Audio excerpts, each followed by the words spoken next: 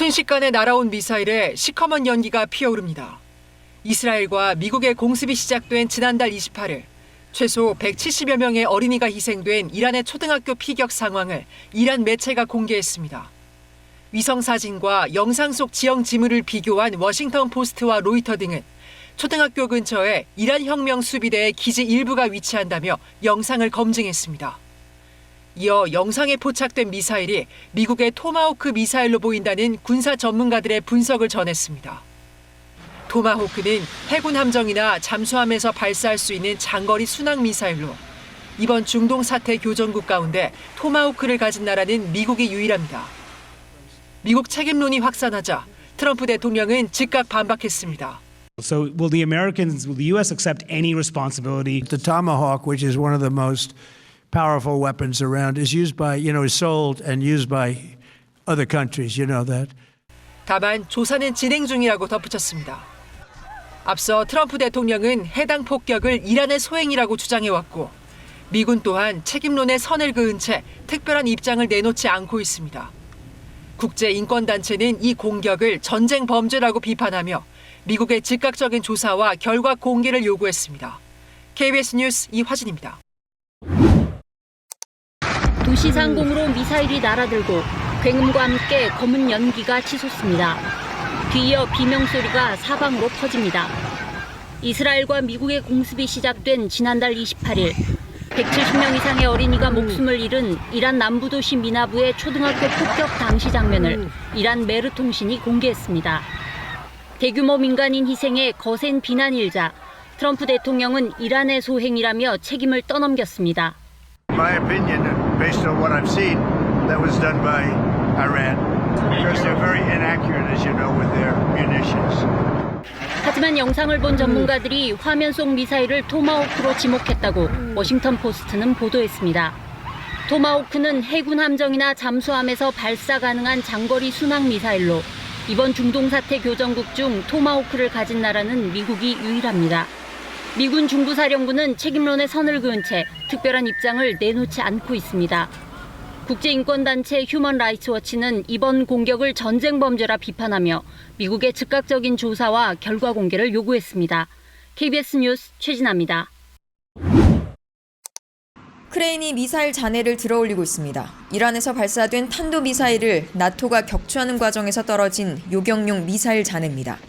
이란의 탄도미사일은 나토 가입국인 튀르키예 영공으로 향하던 중이었습니다.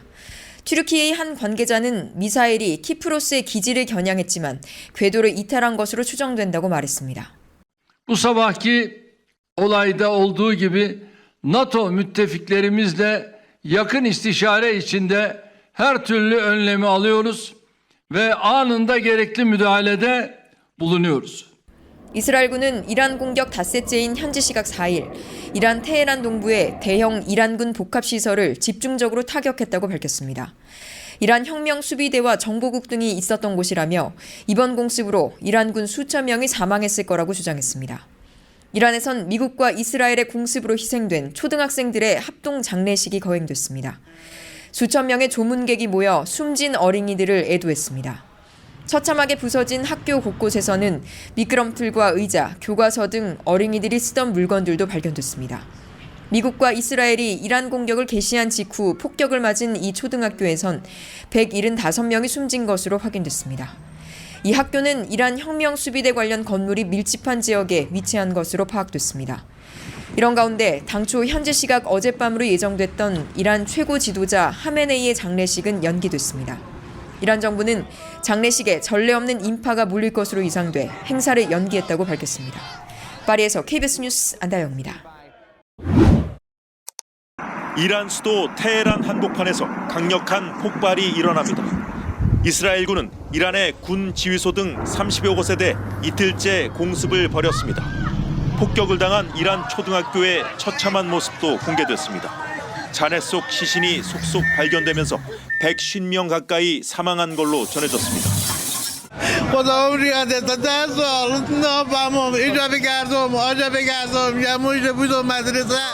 이란 당국은 첫날 공격으로 24개 주에서 최소 200명 넘게 숨지고 700여 명이 다쳤다고 주장했습니다.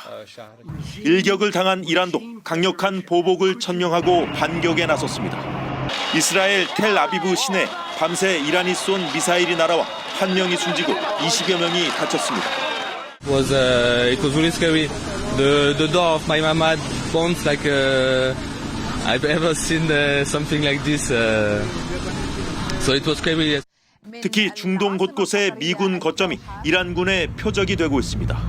이란은 최소 200여 명의 미군 사상자가 발생했다고 주장했는데 미군 측은 현재까지 사상자가 보고되지 않았다고 반박했습니다. 중동 여러 나라 영공에 미사일이 날아다니면서 하늘길도 막히고 있습니다. 두바이 호텔과 국제공항엔 아랍에미리트 군이 요격한 미사일 파편이 떨어져 인명피해가 나기도 했습니다. 이란의 드론이 민간 시설까지 타격하면서 인근 걸프국들의 긴장감도 고조되고 있습니다. 베를린에서 KBS 뉴스 송영석입니다.